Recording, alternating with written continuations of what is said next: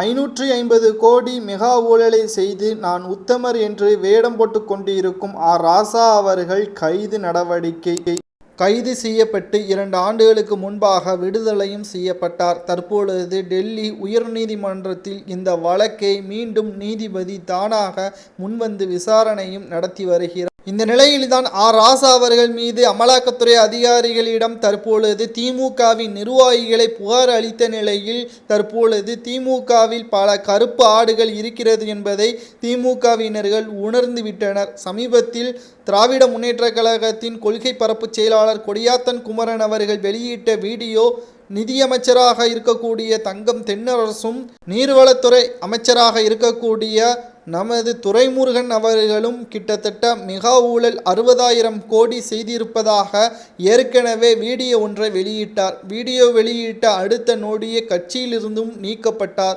இதே போன்றே தற்பொழுது ராசா அவர்கள் ஊழல் செய்திருப்பதாகவும் 550 கோடி நீலகிரிக்கு ஒதுக்கப்பட்ட நாடாளுமன்ற தொகையை அப்படியே ஊழல் செய்திருப்பதாகவும் தற்பொழுது அமலாக்கத்துறை அதிகாரிகளிடம் புகார் ஒன்றை அளித்திருக்கிறார்கள் திமுகவின் நிர்வாகிகள். மேலும் திமுகவின் சில நிர்வாகிகள் அனைவரும் தற்பொழுது வரை நிர்வாகிகளாக மட்டும்தான் இருக்கிறார்கள். ஆனால் தலைவர்களின் மகன்கள் தலைவர்களாகவும் எம்எல்ஏக்கள் மகன்கள் எம்எல்ஏக்களாகவும் பதவி பிரமாணம் செய்து வருவது இவர்களை கடும் கோபத்திலும் எங்களது உழைப்பை மட்டும் சுரண்டுகிறார்கள், பதவியே தர மறுக்கிறார்கள் என்ற விரக்தியில்தான் தற்பொழுது ராசா அவர்களின் சொத்துக்கள் அனைத்தையும் வருமானத்திற்கு அதிகமாக வைத்திருக்கக்கூடிய அனைத்து சொத்துக்கள் பினாமிகளின் சொத்துக்கள் அனைத்து தகவல்களையும் தற்பொழுது அமலாக்கத்துறை அலுவலகத்திற்கு அனுப்பி வைத்து விட்டார்கள்.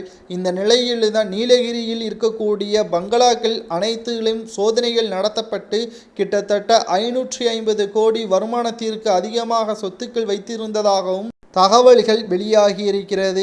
எப்ப வேண்டுமானாலும் ராசா அவர்கள் கைது செய்யப்படலாம் என்றும் ஏற்கனவே டூஜி வலை ராசா அவர்கள் சிக்கியிருப்பதும் குறிப்பிடத்தக்கது. இந்த நிலையில் 550 கோடி ஊழல் செய்திருப்பதால் அவரது எம்பி பதவியும் பறிக்கப்படலாம் என்றும் அரசியல் வட்டாரங்களில் பேச்சுக்கள் அடிபட்டு வருகிறது. இதை பற்றி உங்களது கருத்துக்களை கமெண்ட் வாயிலாக கூறுங்கள். நன்றி, வணக்கம்.